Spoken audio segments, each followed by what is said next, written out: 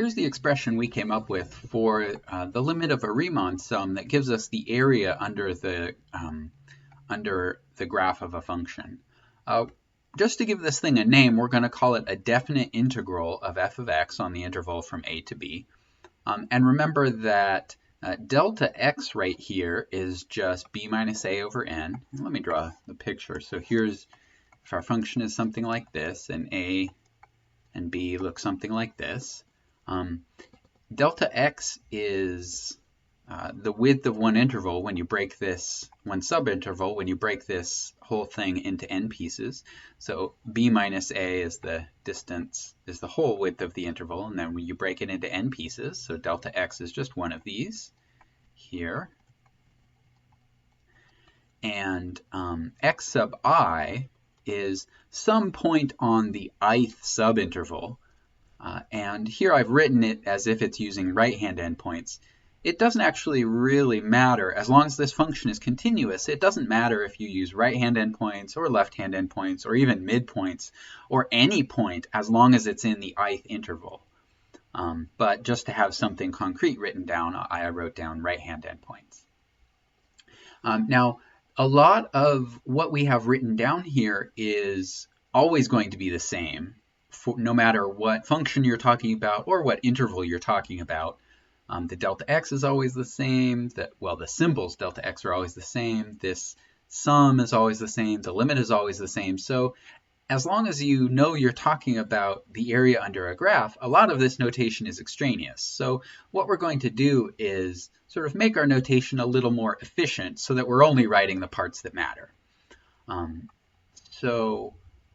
Since this is some sort of sum, we're going to use an s, but instead of a Greek s, it's going to be a long s, like this, just to indicate that we're talking about one of these integrals, or the area under a graph.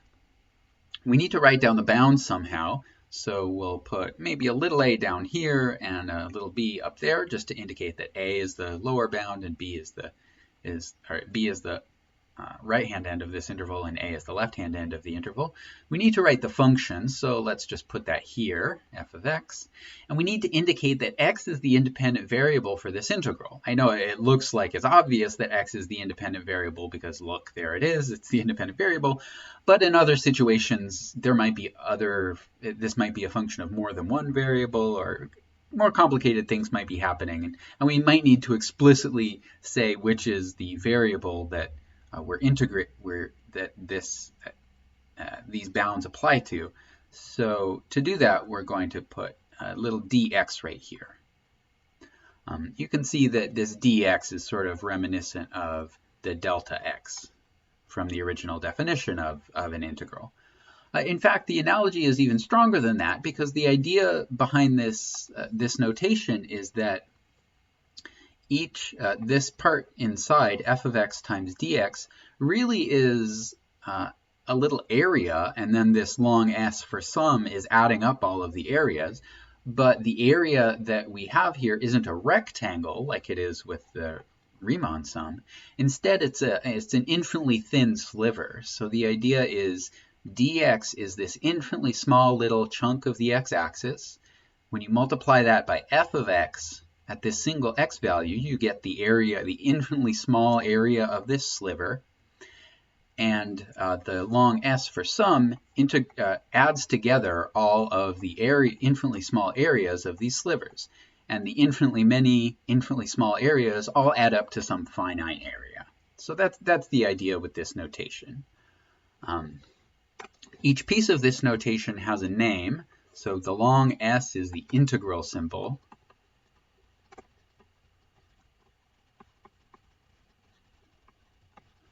The a and the b here, these are called the bounds.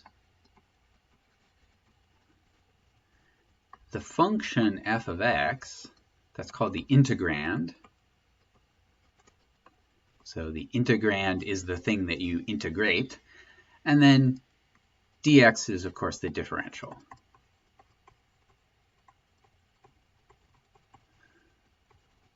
It's sort of a habit that some people get into of just not writing down the differential, but it does have a geometric role to play because it represents the width of this infinitely thin sliver at a certain position.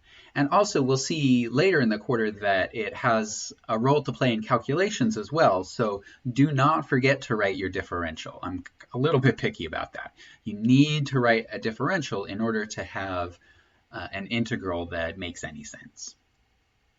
All right, so now that we have this definition for a definite integral, and we have it defined in terms of limit of a Riemann sum, let's go ahead and actually calculate some of these to check if this definition does what we think it should do.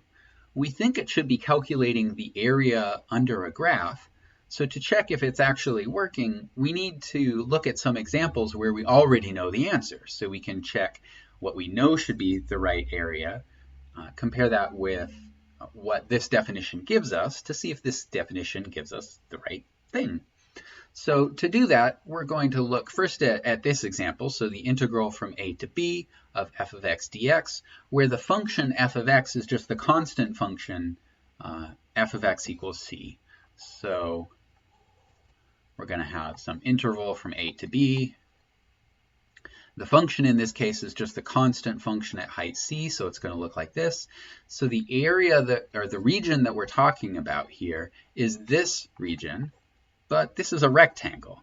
The width of this rectangle is b minus a, and the height of this rectangle is c, and so the area for this rectangle is c times b minus a. So when we calculate this integral using the definition as the limit of a Riemann sum, we expect that what we should get is c times b minus a. So let's actually do the calculation and see what we get. So the integral from a to b of f of x dx is the limit as n goes to infinity of the sum from I equals 1 to n of, so remember what we're going to write down here is f of x sub I times delta x. Now f of x sub I, because f is the constant function c, f of x sub I is just always c. Delta x is b minus a, right, your top bound minus your bottom bound, over n. All right, so here's what we need to calculate. Now, b minus a over n, and in fact, c times b minus a over n, this whole thing doesn't depend on I. So as far as the sum is concerned, this looks like a constant multiple, so we can factor it out by moving it over there. So this gives us the limit as n goes to infinity of c times b minus a over n times the sum from I equals 1 to n of, well, we factored out everything inside the sum, so that leaves a factor of 1. And this is the limit as n goes to infinity of c times b minus a over n times, and now we have to compute the value of this sum. But remember, this sum, where the pattern for the terms in the sum are just 1, this is adding 1 to itself n times, and when you do that, you just get n. Of course, now we can simplify this mess. These n's cancel, and the limit, there aren't any n's left, so the limit is c times b minus a. And we did get what we thought we should get, c times b minus a. So as far as this simple rectangle example is concerned, the definition for the integral gives us the area that we expected to get. So everything seems to be working well. For one other example, let's look at this one. So integral from 0 to b of f of x dx, where f of x is m times x for some constant m. And m is playing the role of a slope here, right? If we graph this function, it's going to be just a diagonal line like this, and the slope of this diagonal line is m. And we're going from x equals 0 over to x equals b, like this. And this region looks like a triangle. So we can use the area formula for a triangle to see what area we get. So the area here is 1/2 the base, which is b, times the height. And since this is a diagonal line here, the height is just the slope times b. So the height is m times b. So the area for this triangle is 1/2 mb squared. So hopefully when we calculate this definite integral, we'll get 1/2 mb squared. So let's go ahead and see if that is what we get. So the integral from 0 to b of f of x dx is the limit as n goes to infinity of the sum from I equals 1 to n of, remember we're going to write down f of x sub I times delta x. So f is the function that just multiplies by m, so m times, and then we'll write down x sub I, and x sub I is a, our bottom bound, which is 0, so 0 plus I times delta x, and delta x is b minus 0 over n, so b over n, and then times delta x at the end, so that's b over n again. All right, so here's the limit of a sum that we need to calculate. Let's see, where should we start? I guess let's start just by simplifying the stuff inside the sum. So this is limit as n goes to infinity of the sum from I equals 1 to n of m times I, and then there's two factors of b over n, so b squared over n squared. All right.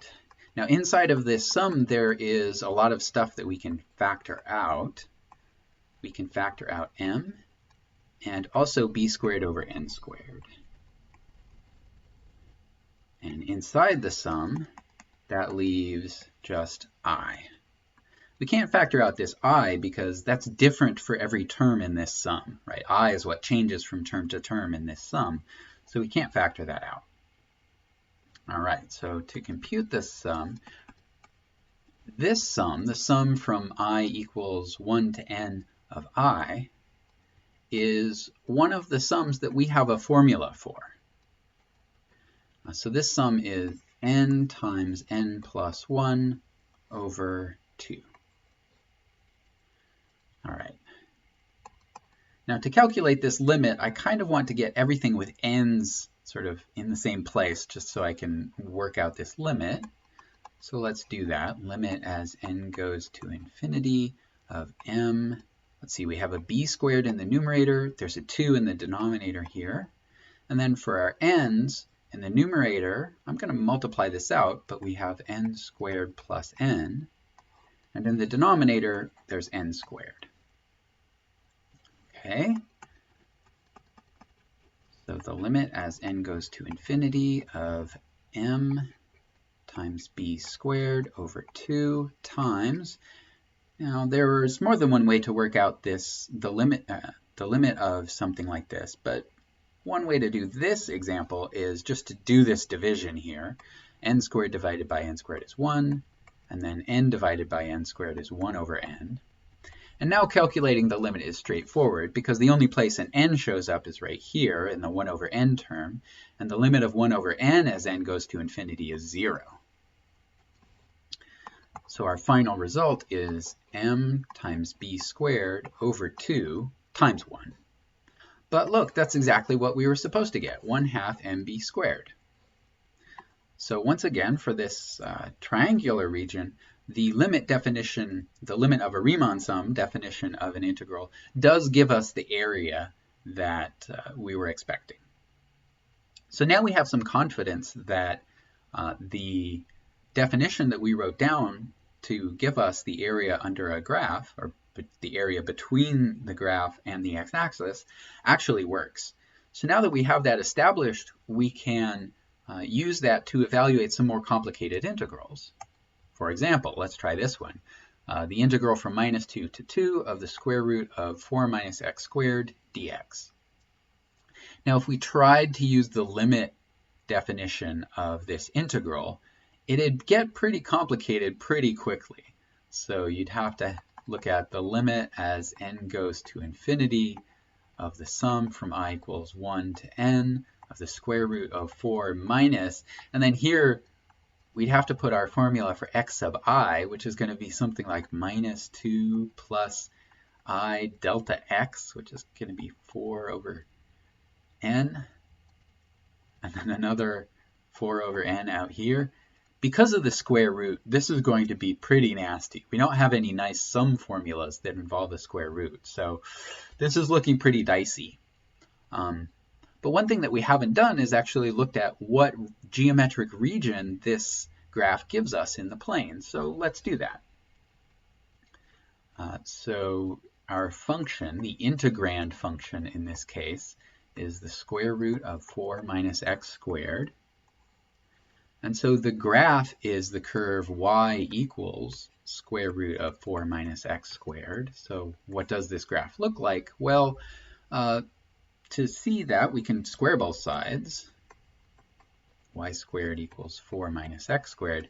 And now if you move the x squared over, probably you'll recognize it. So x squared plus y squared equals 4. That's a circle with radius 2. So like this. So that's going to go from minus 2 on the left to plus 2 on the right. Of course, the original function is just the top half of the circle because there's it's the positive square root. And so the graph that we are finding the area under is the top half of this circle of radius 2. So this integral will give us this red area here. But that's half of a circle. So now that we know what the region is, we can actually use the area of a circle formula to figure out what the integral should be. So it's 1/2 of the area of the circle, so 1/2 times. And this circle is radius 2, so its area is pi times the radius squared. And so this is 2 pi. So this integral turns out to be 2 pi. It's a little strange at first why an integral involving just square roots and squares and differences should have a pi show up. But knowing that this integral actually gives you an area, and this integrand is part of a circle, really explains where that pi comes from.